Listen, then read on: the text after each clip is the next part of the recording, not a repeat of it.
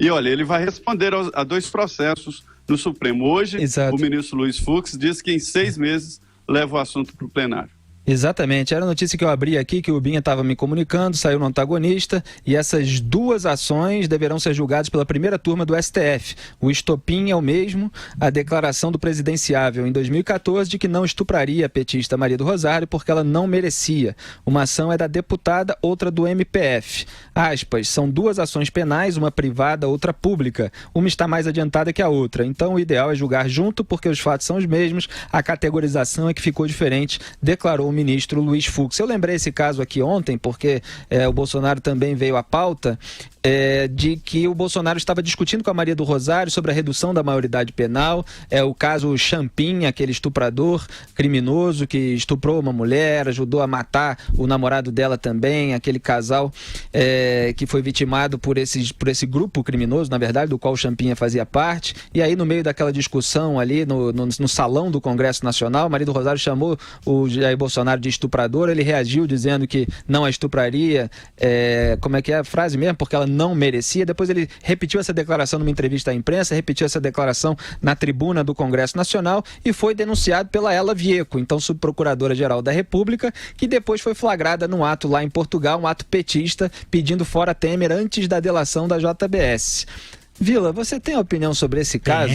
Tenho. Então solta aí. Tenho. Ou seja, quando eu digo que eles são a mesma coisa, eles são. O Lula em 1972, ele foi colocado na diretoria de previdência dos sindicatos metalúrgicos de São Bernardo e Diadema, que era a denominação que tinha até então. Hoje chama-se do ABC. À época chamava-se São Bernardo e Diadema. Na Rua João Basso, conheço muito bem ali. Minha família é de São Bernardo. O Lula foi para a diretoria de previdência e disse isso em entrevista.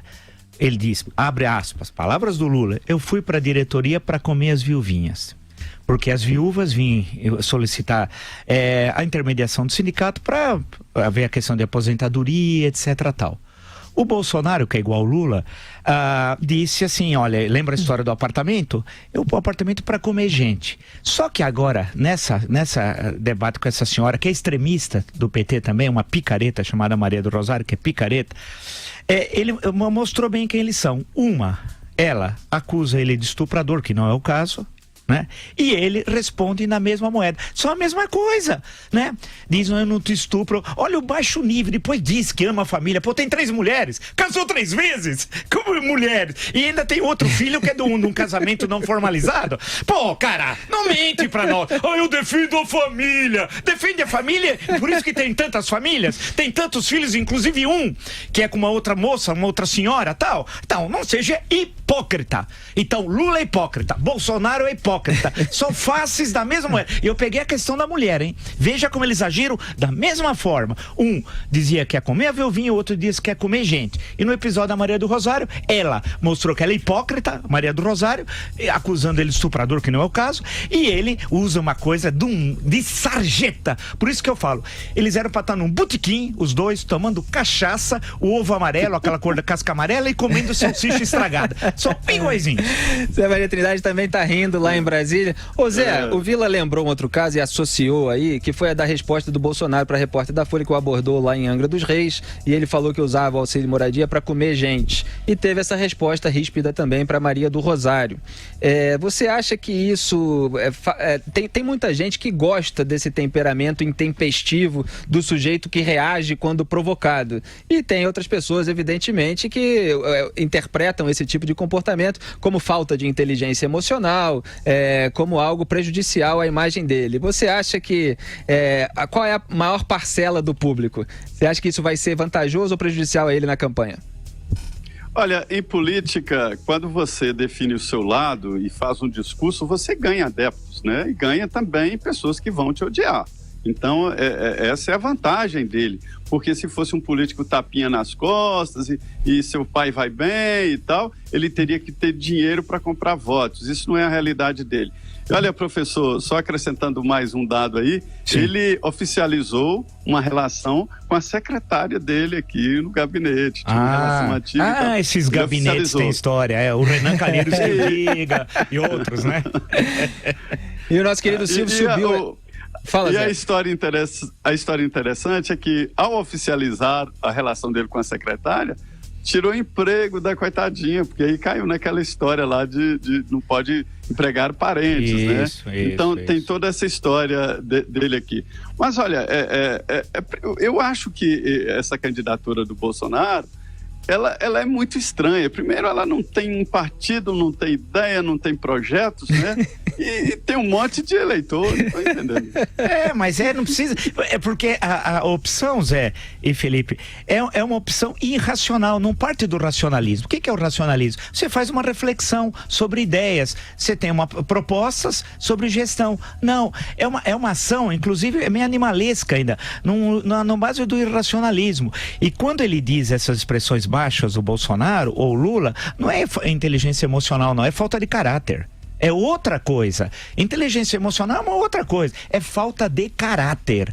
É essa que é a questão. Os dois, nesse sentido, são iguais. E quando o eleitorado identifica essa igualdade, que alguns passam, é porque percebe, são linguagens chulas. Ninguém fala sobre o Brasil, ninguém é presente, ninguém conhece o Brasil. O Lula nunca leu um livro. O Bolsonaro, quando eu perguntei sobre liberalismo, ele não tinha a mínima ideia do que era liberalismo. E durante 40 minutos, não a edição que vocês montaram, que é falsa, viu? Eu peço a todos os ouvintes que vejam no site da Jovem Pan de 40 minutos, que tem uma falsa montada igual a entrevista que eu dei durante 30 minutos para a Univesp TV sobre o meu livro Ditadura Brasileira, que vocês não leram e falam que leram, comentam, mas não leram porque são preguiçosos, viu? Montaram também aquela entrevista em 4 minutos, o que é mentira. Isso é nazismo, isso é stalinismo, isso é democracia. O Zé tá querendo... Eu quero dizer só uma coisinha, Zé, que eu não daria as respostas que o Bolsonaro deu, nem a petista Maria do Rosário, como eu comentei na época, nem a repórter, muito menos ainda, a repórter da Folha, que ele respondeu sobre o auxílio moradia daquele jeito. Agora, eu distingo os maus modos, ou às vezes os modos grosseiros e intempestivos, da falta de caráter. Nesse ponto eu discordo do Vila. Eu acho que maus modos não são, ou o modo grosseirão, o modo de caminhoneiro, como Donald Trump, por exemplo. Eu acho que ele tem esse modo mais rústico, e nos Estados Unidos houve muita confusão a esse respeito também. Então eu distingo os maus modos de um sujeito intempestivo, que tem uma linguagem mais chula, mais popular, mais do povão, de ser o mau caráter. Diga aí, Zé Maria. Estupro não dá para defender, mas tudo bem, vamos lá. Não, mas eu jamais estou defendendo o estupro. Ele estava sendo acusado de estuprador e raciocinou de acordo com o xingamento que recebeu. Se eu fosse o estuprador, como a senhora me chamou, eu não a estupraria, porque você não merece. Ele está chamando ela de feia. Então eu não acho que ele deveria ter sido denunciado. Mulher não pode votar no Bolsonaro, viu, mulheres? Vocês e mulheres que xingam, as mulheres bolsonaristas, entre aspas, xingam, usam palavras de baixo calão, eu vi no meu Facebook, xingam. Que vergonha, tenham educação. Zé Maria, só uma coisinha, o Silvio subiu aqui no nosso monitor, eu peço para subir de novo a imagem da Ela Vieco, a subprocuradora-geral da República, número 2 do Rodrigo Janot na época, que denunciou o Bolsonaro num ato petista lá em Portugal com uma faixa de Fora Temer. Diga aí, Zé Maria.